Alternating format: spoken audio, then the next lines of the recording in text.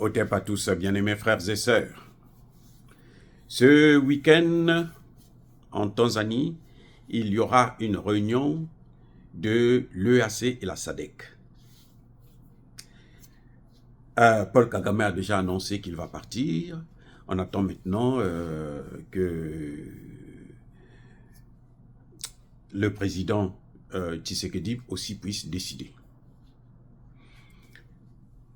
La SADC était la première organisation qui est intervenue depuis que Tshisekedi est arrivé dans cette affaire de paix en RDC. Non, l'EAC plutôt. L'EAC, c'est les pays d'Afrique de l'Est et la SADC des pays d'Afrique australe. Alors, ces pays d'Afrique de l'Est, il y a le Rwanda et l'Ouganda. La Tanzanie, le Burundi et puis je crois, je ne sais pas quel autre pays, je crois que c'est le Soudan. Alors, quand ils sont venus au Congo, pour aider à protéger les populations et l'intégrité territoriale du Congo, ils sont venus, ils étaient là comme des spectateurs, des observateurs, ils regardaient. Même encore l'observateur, il réfléchit et puis il apporte une solution, il vous dit non, bon, vous savez, ça, c'est pas bien, ah, ça, c'est comme ça, il vous explique la situation. Non, eux, ils sont là, c'est comme s'ils étaient venus pour rien faire. Alors, en fait, en réalité, c'est que quand eux, ils arrivent, les Occidentaux qui soutiennent Kagame font pression sur ces pays pour dire, écoutez, vous n'êtes pas venus ici pour arranger cette situation. Ça, c'est nous qui avons le contrôle de cette situation. Allez-y, asseyez-vous, on vous donne votre argent et puis vous nous laissez continuer à piller le Congo. Et eux aussi, comme ce sont des pays minables, hein, alors ils acceptent. C'est ce qu'ils ont fait aussi avec la SADC. Quand la population de Goma s'est enflammée, elle a demandé à ce qu'on puisse les chasser. Ils sont partis et le président Tshisekedi a fait venir la SADC. Quand la SADC est arrivée, la SADC aussi est venue avec la fougue qu'on va venir régler cette affaire. La SADC arrive, ils étaient là comme des observateurs. Et ils se disent force de maintien de la paix.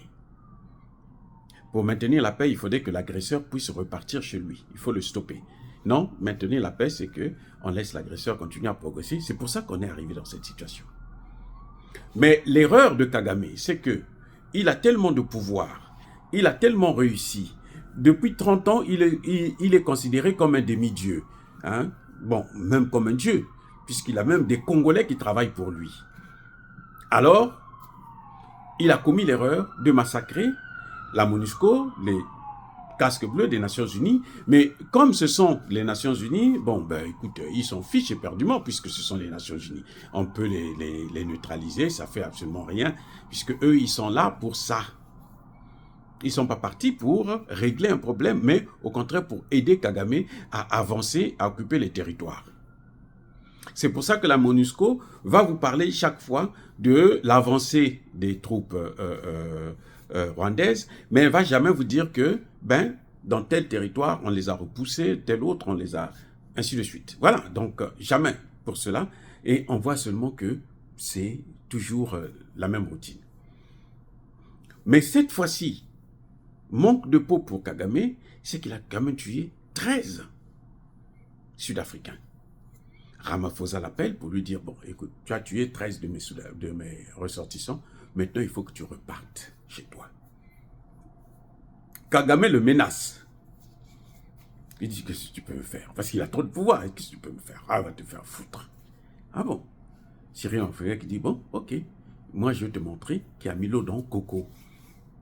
Et donc, il s'organise pour une intervention qui va aller jusqu'à bouter Kagame hors du territoire et probablement même l'enlever du pouvoir. Parce que, en fait, si Kagame est chassé du Congo, Kagame tombe.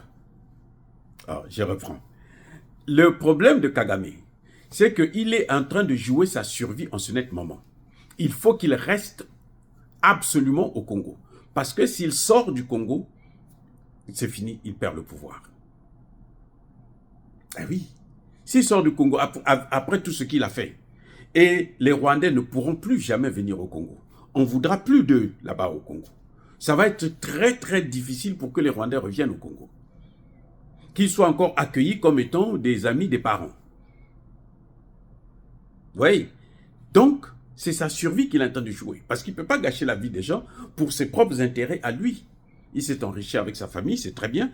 Mais maintenant, les autres, après ça, ils veulent que ça continue. Et donc, pour arrêter Cyril Ramaphosa, qu'est-ce qu'il faut faire?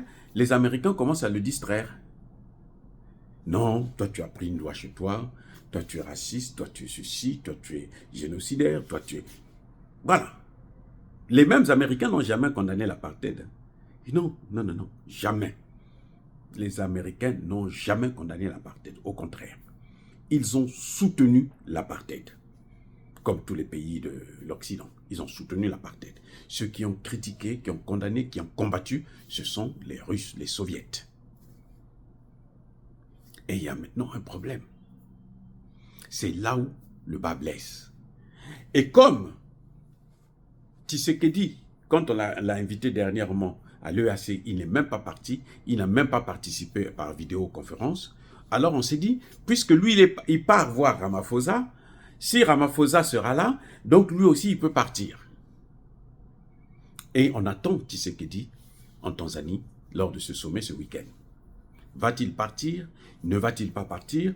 En tout cas, beaucoup de gens pensent que ce ne serait pas bien pour lui de partir parce que Abiyarimana a été assassiné au retour d'un procès comme celui-là.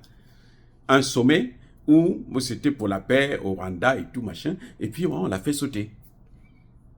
Donc, si Tshisekedi part, il court un risque. Si j'étais à sa place, ou si j'étais son conseiller, j'allais lui demander de ne pas partir. Parce que de toutes les façons, les Rwandais sont allés tellement loin, ils ont tué tellement des hommes, de femmes, des enfants, 18 millions. C'est trop quand même. 18 millions, quand même, c'est trop.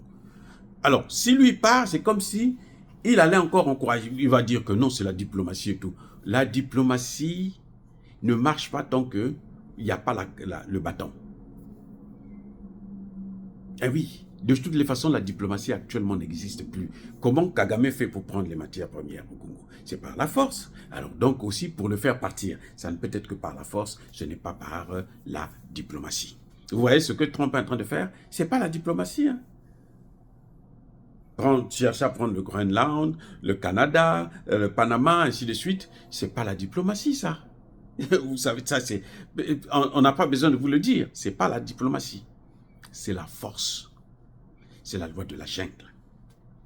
Donc Tshisekedi, au lieu d'aller perdre son temps là-bas, il devrait plutôt aller en Russie, aller en Chine, aller en Iran, discuter avec eux pour dire, bon, mais comment vous pouvez m'aider et tout machin, et puis on lui amène des armes. Voilà. S'ils se sont réunis, vous savez, la SADC là, c'est au moins 17 pays. Vous savez combien de pays interviennent? Entre 14 et 17. Combien de pays ont donné des forces? 3. 3 pays seulement. Sur au moins 14 pays. Ça veut dire que les autres là, qu'est-ce qui se passe? Ils sont sous influence de l'Occident. Quand ils veulent faire quelque chose, les Occidentaux disent non, non, non. C'est pas votre problème, c'est notre problème. Parce que les Occidentaux, et notamment les Américains, ont toujours cru que la RDC leur appartient. C'est à cause de la RDC qu'il y a eu la conférence de Berlin de 1884 et 1885.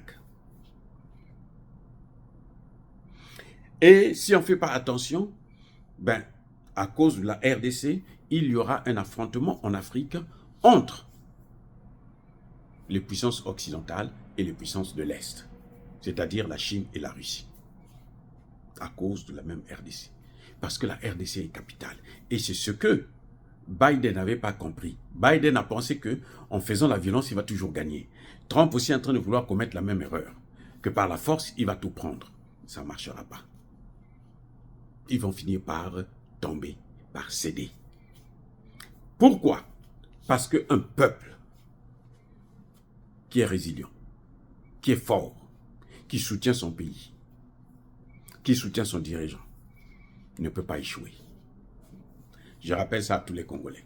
Si vous voulez que vous arrêtez Kagame, apprenez à vous unir, à aimer le président qui est là, le soutenir et aller vers l'affrontement avec ceux qui viennent vous agresser. Vous allez voir que vous allez vous en sortir. Même s'ils ont des armes, je ne sais pas, hyper, super, extra sophistiquées, ça va pas ça va s'arrêter. Les amis, soyez bénis, abondamment bénis par le Dieu des Kémites et par nos ancêtres angélisés. Mais que tous ceux qui persécutent le continent africain le pillent et le déstabilisent, qu'ils soient noirs, blancs, chinois, arabes, juifs, indiens, ou qu'ils soient punis, maudits, foudroyés, neutralisés, écrasés, effacés par le Dieu des Kémites et par nos ancêtres angélisés.